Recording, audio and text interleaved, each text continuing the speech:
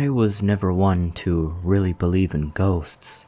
I always thought there was a logical explanation or some sort of exaggeration going on. That being said, I was raised a Christian and still have faith today, although I'm not one who thinks that others can't hold their own beliefs. Regardless, I had a pretty terrifying experience, and I'm not sure how I could ever explain what happened to me in the barn on my property a few months ago. So I live in a rural part of Ohio. Cornfields and small towns are what I grew up with, and it's honestly where I feel most comfortable. With that often comes having a barn or large shed on your property.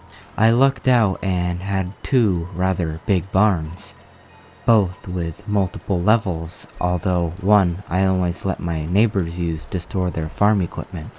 I work in video production, so I never had the need for all the room in the barn anyway. The other barn I converted into a sort of man cave. Pool table, dartboards, TV and game consoles, the works. I also had my guitar and amp out there, and I would spend a lot of time in the summers out there playing my guitar. I had never spent any time in the barn at night on account of two things. I'm not a huge fan of the dark.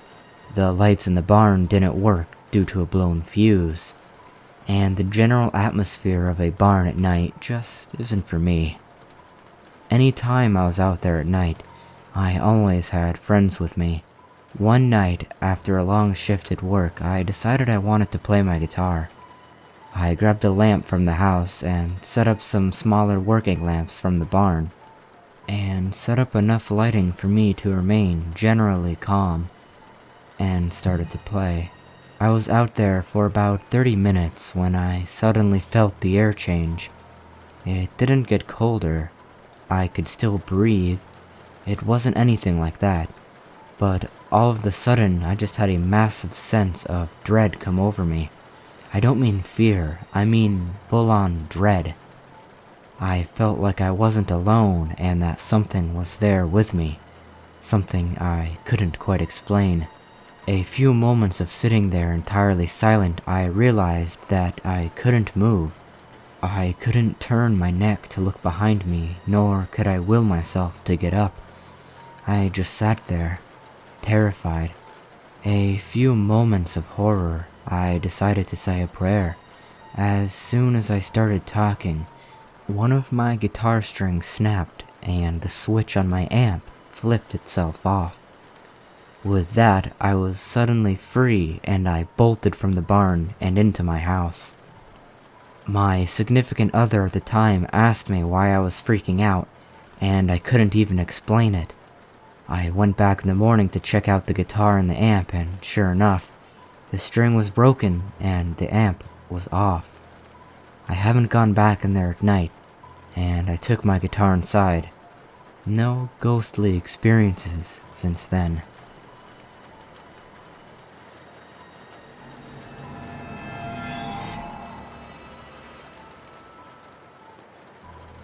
This happened to my uncle, who has since passed away. Many years ago, he told my mom, who told me. He worked in a factory that made engines for planes, and he was pretty high up. A manager of some kind. Now, there were many unconnected buildings, including an abandoned toilet block where my uncle used to go and smoke because it was banned on the site. One night, he went out there for a quick smoke and to get some quiet time after a busy few hours, and he could hear some men having a heated argument. He was kind of pissed off because this was his spot, and now others were using it and may snitch on him. So he put out his cigarette and stayed in the cubicle silently. These men were getting even louder, and they were extremely pissed off. For a few minutes he couldn't work out what they were saying, and he was getting impatient because he wanted to leave, until he could hear a shout saying, "Get out! Fucking get out!" and other remarks such as, "This is ours!" He was confused, since this was an unused place. The shouting turned into screams of rage, and he had had enough. So he left the cubicle, and as soon as he opened the door, the shouting stopped. Even though it was dark, it was clear that no one was in there, and he had heard no one leave. He then realized that they were shouting at him to leave, and they weren't people. He got the hell out of there and never went back.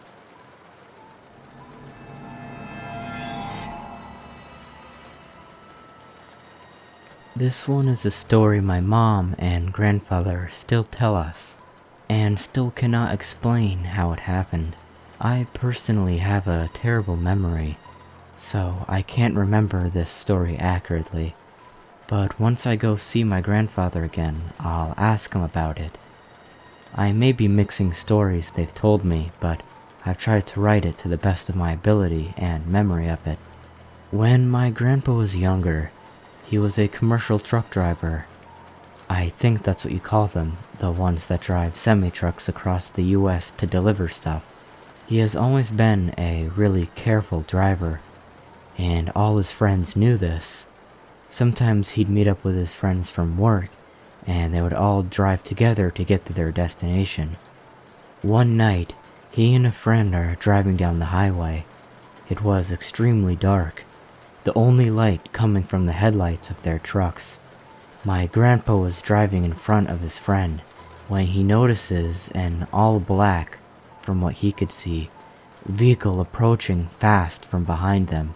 He slows to let the guy pass him.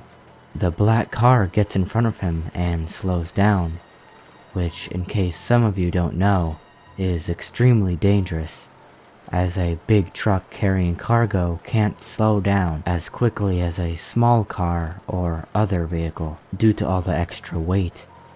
After a while, my grandpa attempts to pass the black car, but when he moves to the next lane over, the car cuts him off.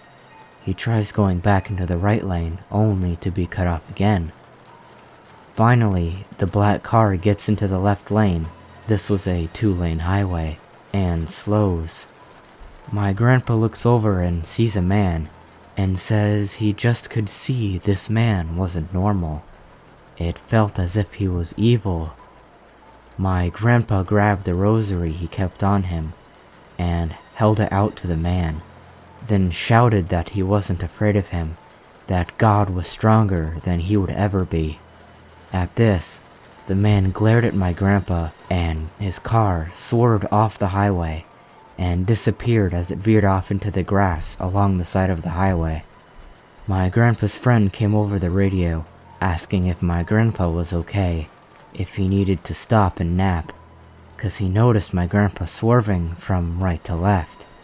My grandpa told him about the black car, but his friend insisted there was no such car, and it was just them on the road.